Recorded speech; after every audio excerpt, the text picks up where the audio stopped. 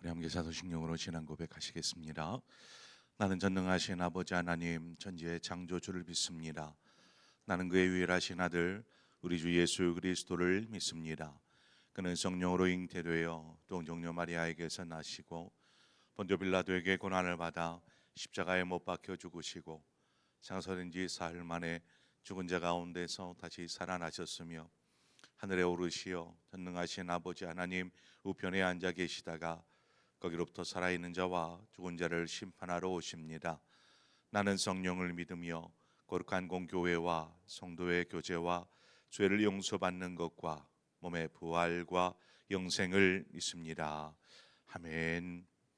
우리 함께 찬송가 204장 주의 말씀 듣고도 준행하는 자는 찬송가 204장 우리 함께 찬송하도록 하겠습니다. 찬송가 204장입니다.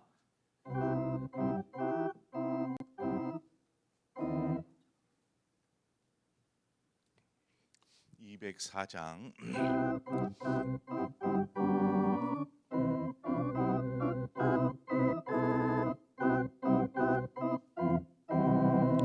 주의 말씀 듣고서 준행하는 자는 반석 위에 터닫고 집을 지음 같아 비가 오고 물나며 바람 부딪혀도 반석 위에 세운 집 무너지지 않네. 잘 짓고 잘 짓세 우리 집 잘 짓세 만세 반석 위에라 우리 집 잘 짓세 주의 말씀 듣고도 행치 않는 자는 모래 위에 터닫고 집을 지음 같아 비가 오고 물나며 바람 부딪힐 때 모래 위에 세운 집 크게 무너지네. 잘 짓고 잘 짓세 우리 집 잘 짓세 만세 반석 위에라 우리 집 잘 짓세 세상 모든 사람들 집을 짓는 자니 반석 위가 아니면 모래 위에 짓네.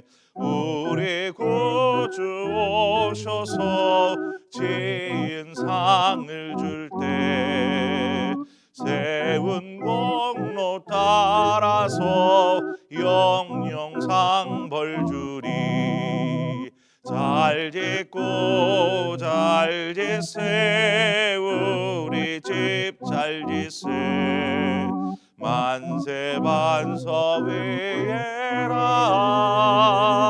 우리 집 잘 짓세.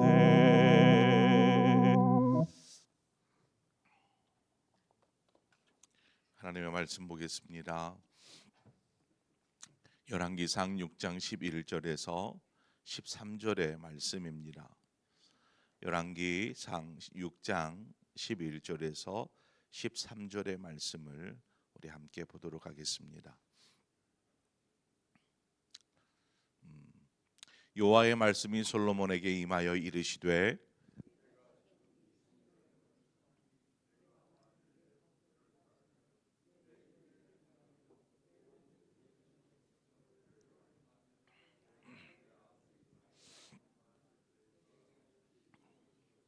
함께 읽습니다. 내가 또한 이스라엘 자손 가운데에 거하며 내 백성 이스라엘을 버리지 아니하리라 하셨더라. 아멘. 솔로몬이 성전을 건축하고 있는 과정에서 솔로몬에게 하나님께서 말씀하시는 내용입니다.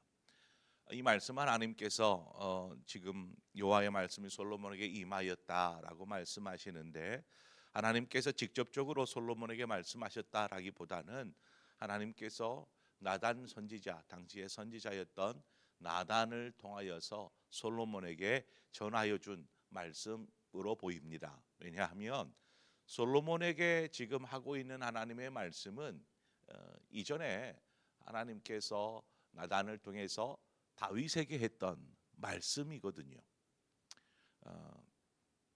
다윗이 하나님을 위해서 성전을 짓고자 하는 마음을 가졌습니다. 내가 하나님의 성전 지어드리고 싶습니다라는 마음을 나단 선지자에게 보이고, 하나님께서 그 다윗의 마음을 아시고 나단 선지자를 통하여서 하나님의 뜻을 전달하십니다.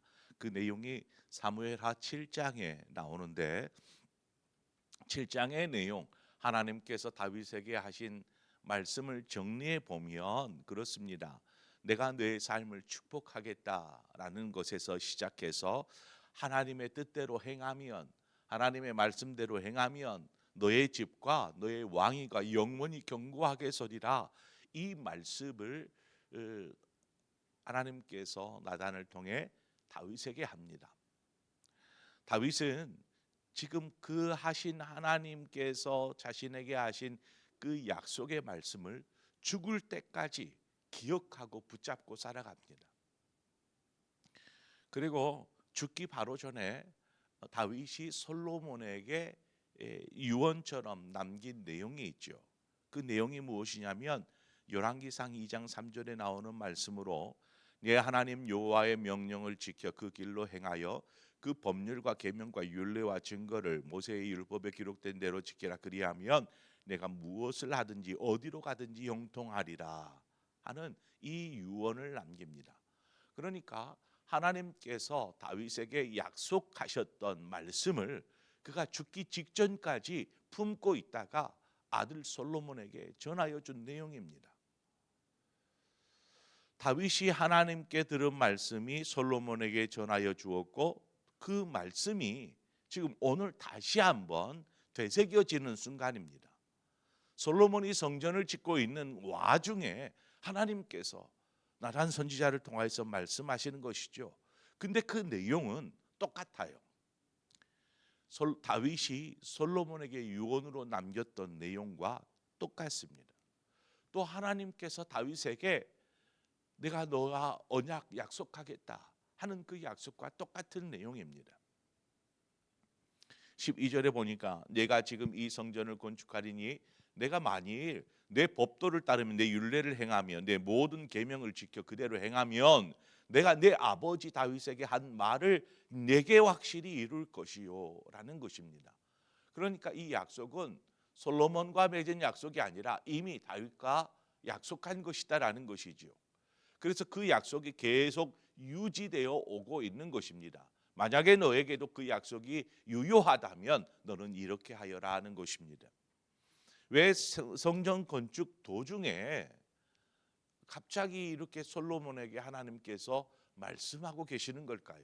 아니, 성전 건축이 마치고 할 수도 있는 일이고 뭐 그 전에 할 수 있는데 막 뭐 성전 건축하느라 정신이 없는 솔로몬에게 왜 갑자기 하나님께서 이 말씀을 하신 것일까? 우리가 어제도 말씀드렸지만 성전은 하나님의 임재 가운데 하나님과의 만남, 교제가 일어나는 거룩한 장소라고 말씀을 드렸습니다. 그래서 성전을 지을 때는 그냥 대충 하지 않잖아요. 최선을 다해서 그렇게 짓게 됩니다. 솔로몬이 짓는 성전 역시 마찬가지였습니다. 이스라엘에서 가장 번성한 때, 가장 넓은 영토를 차지한 때, 그때의 왕이었으므로 성전을 지을 때에 그냥 어떻게 대충 하였겠습니까? 최선의 것으로, 최고의 것으로 아마 성전을 지었을 것입니다. 이처럼 솔로몬이 짓고 있는 하나님을 위한 성전, 이 성전은 화려하고 웅장하고 대단하였을 거라고 보여집니다. 이러한 성전을 건축하여서 하나님 앞에 드리는 것도 분명히 중요해요. 그러한 성전을 하나님 앞에 드리는 것도 중요하지만 그것이 아름다운 성전이 앞서 말씀드린 하나님의 임재가 있고 하나님을 만나는 장소가 되어지는 보증이 되어지지 않는다라는 것입니다. 여러분 생각해 보세요. 하나님은 화려한 성전, 넓은 성전에만 임재하시고 초라하고 다 무너져가는 성전에는 임재하지 않는가요? 그러한 의미에서 오늘 본문이 우리에게 중요한 메시지를 전해주고 있습니다. 하나님은 어떤 성전의 화려함, 그 규모, 이러한 외적인 모습에 있는 것이 아니라 하나님의 말씀과 하나님의 계명을 준행하며 순종할 때에 하나님이 그들과 함께 하시고 임재하셔서 그들과 함께 하시고 만나 주신다라는 사실입니다. 이스라엘 백성이 바벨론에 의해서 멸망을 당하게 됩니다. 훗날이죠. 훗날 이야기이지만 바벨론에 의해서 멸망을 당할 때 왜 이스라엘이 멸망을 당하게 된 것일까? 성전이 없어서 그럴까요? 아니면 하나님을 예배하지 않아서 이들이 멸망한 걸까요? 아니었습니다. 이스라엘이 멸망당하기 전에 이스라엘에는 성전도 있었고 그 성전에서 예배하는 사람도 있었습니다. 우상을 섬기는 사람도 분명히 있었지요. 중요한 것은 이스라엘 백성이 성전도 있고 성전에서 가서 제사도 드리는 예배의 삶을 살지만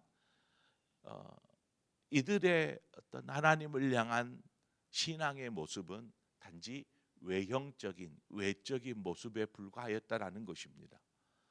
단지 삶은 하나님을 예배하지만 저들의 마음은 하나님으로부터 멀어진 삶. 여러분 하나님으로부터 멀어진 삶은 무엇을 보고 하나님으로부터 떠난 삶, 멀어진 삶이라고 이야기할까요? 그것은 말씀을 지키지 않은 삶이라는 것입니다. 말씀에서 떠난 삶이라는 것입니다. 그러니까 외적인 신앙생활의 모습은 보여요. 성전에 와서 예배를 드리고 가고 예배 드리고 가고 하지만 그의 삶에 하나님은 살아계시지 않고 말씀에서 떠난 삶, 이 삶을 살기에 결국 이스라엘은 멸망당하고 말았습니다. 오늘 본문의 말씀은 하나님께서 솔로몬에게 성전을 짓는 것보다 더 중요한 것이 바로 이것이다 말씀하고 있는 것입니다. 성전을 아무리 멋지게 화려하게 네가 지금 성전 짓는데 온 신경, 온 지금 정신을 다 쏟고 있는데 그 중간에 잠깐 하나님께서 말씀하시는 거죠. 솔로몬아, 솔로몬아, 성전을 아름답게 짓는 거 그것도 좋아. 하지만 그 성전이 내가 너희들과 함께하고 너희들에게 임재하셔서 말씀하고 이것을 담보할 수는 없단다. 중요한 것은 너희가 말씀에 순종하며 살아라.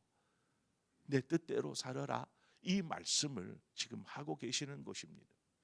디모데후서 3장 5절 말씀에 경건의 모양은 있으나 경건의 능력을 부인하니 이 같은 자들에게는 내가 돌아서라.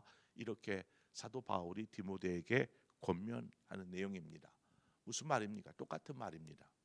외적인 경건의 모양은 있어요. 그것이 중요하지 않다라는 것은 아닙니다. 분명히 그것도 중요합니다. 그러나 외적인 경건의 모양보다 그 모습, 그 경건하고자 하는 그 모습이 그 사람의 어떤 영적인 능력이 되고 삶을 변화시키는 힘이 되어야 한다라는 것을 강조하는 것입니다. 그냥 겉으로만 그렇게 하지 말고 그 모습 속에 정말 능력을 담고 영적으로 어떤 하나님께서 주시는 힘을 얻고 삶을 결단할 수 있는 그러한 능력을 얻어서 살아가는 경건의 능력을 소유한 사람이 되어라. 이렇게 말씀하는 것이죠. 하나님의 말씀에 순종하지 않으면서 삶의 형통을 바란다라는 거, 그건 뭔가 잘못된 억지스러운 말이라 말할 수 있습니다. 아무리 성전을 아름답게 지어도 분명히 세월이 지나면 그 성전은 어떨 것 같아요? 세월이 지나면 낡아지고 또 문제가 생기기 마련입니다. 우리 교회도 교회가 세워지고 지금 몇 해가 시간이 지나다 보니까 여기저기서 뭐 고쳐달라고 유지 보수의 소리가 막 계속 울립니다. 어디서 물이 새고 있고 어디가 무너지고 있고 우리의 육체도 그렇잖아요. 건물도 그렇지만 우리의 육체도 그렇습니다. 세월이 지나면 우리의 육체의 겉모습은 후퇴하게 되어 있습니다. 힘을 잃어가는 것이죠. 거동조차도 힘이 없어서 제대로 움직일 수 없는 상황에 이르게 됩니다. 아무리 좋은 것을 보아도 아무리 맛난 것을 먹어도 잘 느끼지 못하는, 좋다, 즐겁다, 행복하다라는 것을 느끼지 못할 정도로 우리의 육체는 후퇴하여져 갑니다. 그러나 우리의 속 사람은 어때야 될까요? 오히려 시간이 지날수록 더욱 성숙하여지고 새로워지는 것입니다. 그러기 위해서 우리는 말씀에 순종하는 삶이 우리 안에 있는 속 사람, 영적인 성전을 지어가는 일이다라는 것입니다. 나는 수십 년 교회 다녔어. 이것이 우리의 영적인 삶의 모습을 보여주는 것이 아니고 우리 안에 정말 하나님의 사랑과 은혜 가운데 정말 그 믿음과 신앙이 성숙하여져 있는 그 모습이 우리의 모습을 대변한다라는 것입니다. 근데 그것을 무엇이 나타내느냐? 말씀에 순종하는 삶. 말씀에서 벗어나지 않고 항상 말씀 안에 사는 삶. 그 삶이 결국 그 사람의 영적인 성장, 성숙의 정도를 드러내고 나타낸다라는 것입니다. 많이 봉사하는 것도 중요해요. 신앙생활을 오랫동안 성실하게 하는 것도 중요해요. 그러나 더 중요한 것은 내가 지금 하나님과 어떤 관계에 얼마나 성숙한 친밀한 관계에 있는가, 이 부분들을 우리는 계속 우리 스스로 자문해보고 스스로를 좀 돌아보아야 합니다. 내가 50년, 60년, 70년 신앙생활했을 수도 있어요. 나는 그만큼 하나님과 가까워져 있는가? 하나님과 친밀해져 있는가? 하나님의 임재가 있고 그 속에서 계속 만남이 이루어지는 시간이 70년인데 그 시간 동안 나는 얼마나 하나님의 마음을 알고 하나님과의 교제하고 있는가, 이 부분들을 점검해 보자라는 것입니다. 13절에 보니까 내가 또한 이스라엘 자손 가운데 거하며 내 백성 이스라엘을 버리지 아니하리라 하셨더라 말씀합니다. 하나님은 성전 가운데 임하십니다. 성전 가운데 임재하시고 성전에서 만나주시고, 그러나 하나님은 성전에서만 임하시고 또 그 가운데에서 만나주시는 분은 아닙니다. 하나님은 성전에 갇혀 계시는 분이 아니시죠. 그것을 어떻게 알 수 있습니까? 이미 그것은 하나님께서 다윗에게 한 말씀입니다. 다윗이 성전을 짓고자 할 때 하나님께서 다윗에게 이야기한 내용, 사무엘하 7장 6절에 내가 이스라엘 자손을 애굽에서 인도하여 내던 날부터 오늘까지 집에 살지 아니하고 장막과 성막 안에서 다녔나니, 이 말씀에서와 같이 하나님 분명히 성막 가운데 임재하십니다. 그리고 성막에서 만나 주십니다. 그러나 거기에만 멈춰 있는 것이 아니라 이스라엘 백성들이 거주하고 있는 장막 안에서도 하나님은 그들과 만나 주시고 그들과 함께 하신다라는 것이죠. 그러니까 하나님은 무소부지하시다, 아니 계신 곳이 없다라고 말씀하잖아요. 그냥 저기 성전 안에만 하나님은 거하시고 성전 밖에는 거하시지 않는 것이 아니라 세상 어느 곳에서나 하나님은 우리와 함께 하신다라는 것입니다. 우리가 그것을 기억해야 한다라는 것이죠. 그래서 말씀하신 것처럼 하나님과 동행, 내가 너희와 함께 하겠다라는 이 하나님과의 동행, 그 동행의 조건이 무엇이냐? 앞서 말씀드린 바와 같이 말씀에 순종하는 삶, 말씀에 따라 사는 삶에 있다라는 것을 지금 솔로몬에게 말씀하고 있는 것입니다. 그래서 말씀에 순종하지 않으므로 버림받는 일이 없도록 우리가 오늘 하나님께서 다시금 솔로몬에게 다윗과의 약속을 상기시켜주고 다윗이 솔로몬에게 해주었던 유언을 생각할 때에 이 말씀이 얼마나 중요한 말씀인가를 우리는 분명히 깨닫게 됩니다. 이 말씀은 저와 여러분에게도 그만큼 생명과 같이 중요한 말씀이다라는 것이죠. 이제 이 말씀을 들었으니 우리가 이 말씀대로 순종하며 사는 삶을 살 때에 하나님께서 오늘 다윗에게 약속하셨던 것 다윗에게 이루셨고 오늘 솔로몬에게 약속하신 이것을 만약에 솔로몬이 그렇게 행하면 하나님은 그 약속을 지켜주실 것이고 또 이 말씀을 오늘 이 시간 우리에게 들려주셨으니 이 말씀대로 우리가 살 때에 하나님은 이 말씀대로 우리의 삶 가운데 행하여 주실 줄 믿습니다. 그래서 하나님께서 약속하신 말씀대로 사는 저와 여러분의 삶이 되어지기를 주님의 이름으로 축원을 드립니다. 기도하겠습니다. 좋으신 하나님 아버지 은혜를 감사합니다. 오늘 우리를 주의 성전으로 불러주시고 또 하나님의 말씀 앞에 서게 하신 것을 감사합니다.